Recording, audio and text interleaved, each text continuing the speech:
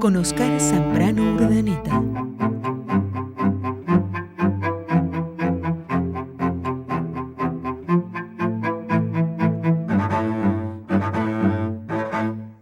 Bueno, y quizás sea el momento de decirles quién era este hombre visionario que se atrevía en aquel tiempo a hacer teorías tan nuevas y que de alguna manera o de muchas maneras herían intereses o puntos de vista de viejos y retardatarios educadores.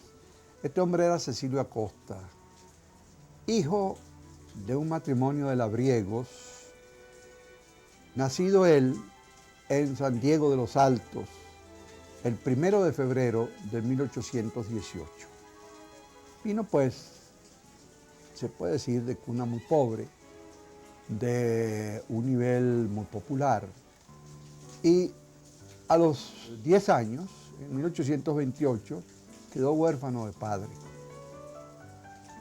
que era el sostén de la familia.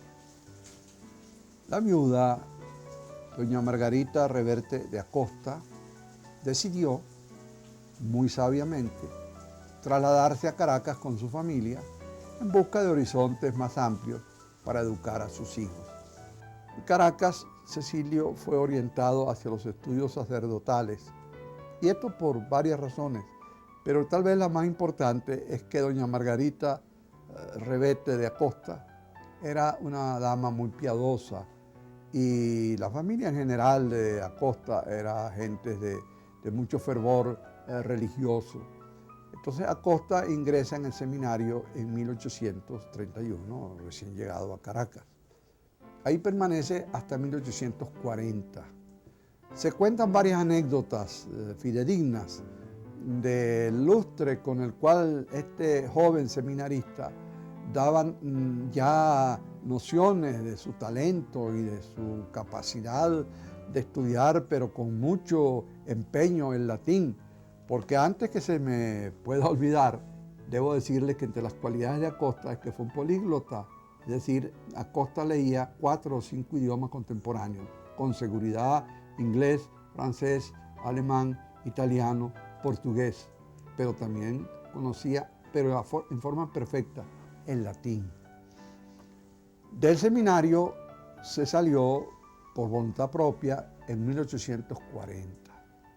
Ingresó a la Universidad Central y se inscribió en la carrera que a él le atraía más, que era la de leyes, la de abogado. Y cursó esa carrera en mucho más tiempo del que ordinariamente se requería. Y esto se debió a que la salud de don Cecilio era muy endeble y con frecuencia tenía que perder clases. De modo pues que en vez de ser graduado en un tiempo normal de 5 años, tardó 8 años. Esta tardanza favoreció el que se encontrase en las aulas con un personaje que iba a tener una gran influencia en su vida, pasados los años. Me refiero a Antonio Guzmán Blanco, el que más tarde sería llamado Ilustre Americano y gobernaría el país en 3 períodos: el septenio, el quinquenio y la aclamación.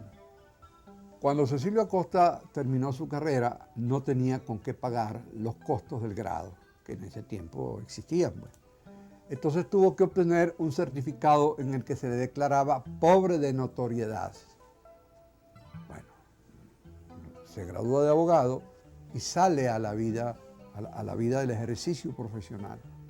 Cualquiera se imaginaría que un hombre con tantas necesidades económicas, que había vivido siempre en situaciones muy críticas desde el punto de vista de los recursos, pues hubiera salido un poco con el ansia de ganar dinero y de hacerse rico de la noche a la mañana, pero no fue así, absolutamente no fue así. Cecilio Acosta salió y desde luego comenzó a trabajar en una serie de carguitos, vamos a decirlo, subalternos. Quizá el más importante de ellos fue el de secretario de la Universidad Central de Venezuela. También fue nombrado por unanimidad catedrático de la universidad en Criminología Universal en la facultad, en la materia de Economía Universal, y dio algunas clases particulares. Escribía muchísimo en los periódicos porque él consideraba que el periódico era el libro del pueblo. Muy bonita descripción de lo que es el periódico. Y en ese libro del pueblo, que eran los periódicos, Cecilio Acosta vertía continuamente sus expectativas con respecto al país, sus críticas a lo que estaba ocurriendo, sus esperanzas de lo que debía y podía ocurrir. Es decir, que es un hombre que sale a observar a Venezuela, pero no solamente a observarla, no solamente a observar la Venezuela de su tiempo, sino también a estudiar la Venezuela del ayer, por aquello que dijo un poeta muy sabio, de que el futuro está lleno de pasado. Por lo tanto, si no se comprende el pasado, tampoco se comprende el presente y mucho menos el porvenir. Cecilio Acosta llegó a tener tal cantidad de conocimientos que asombraba. ¿Cómo eran esos conocimientos de don Cecilio? Bueno, don Cecilio, y esto lo dicen quienes fueron testigos presenciales del hecho, a don Cecilio le prestaban un libro, que él no tenía a veces dinero suficiente como para comprarlo él.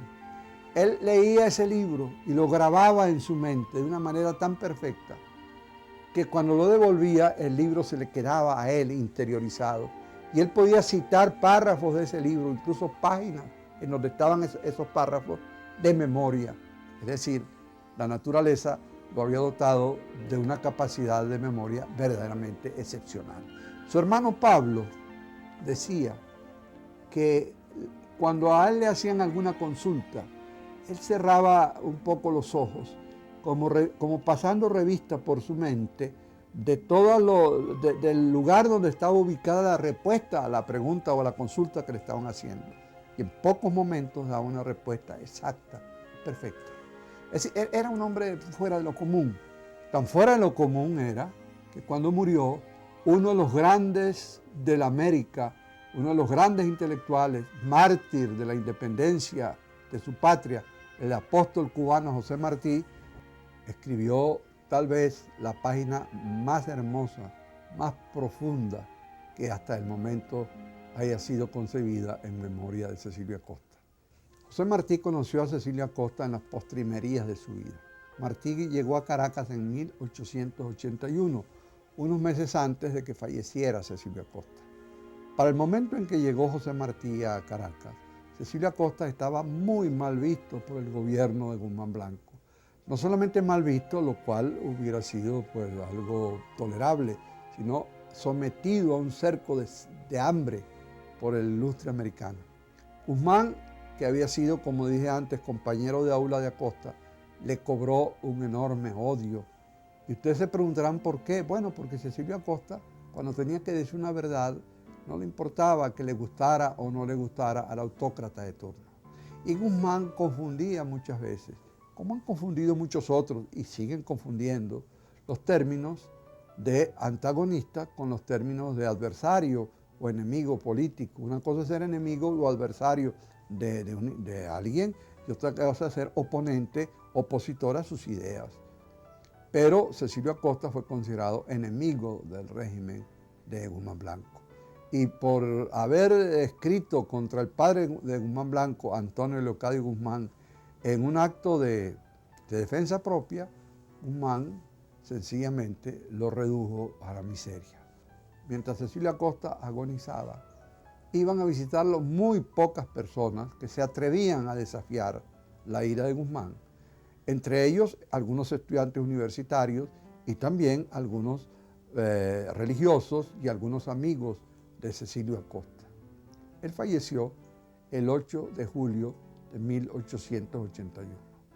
Y para enterrarlo hubo necesidad de acudir a la bondad, a la caridad de los amigos, que cada uno puso una pequeña suma de dinero para las exequias.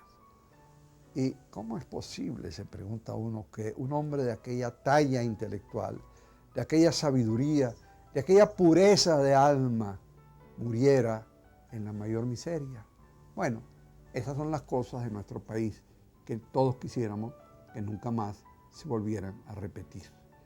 Espero que en el próximo programa poderles hablar de algunas de las ideas políticas de Cecilio Acosta, que ustedes saben muy bien que política y educación son dos áreas que están íntimamente vinculadas y que una depende de la otra. Bueno, gracias una vez más por haberme permitido acompañarlos en estos momentos.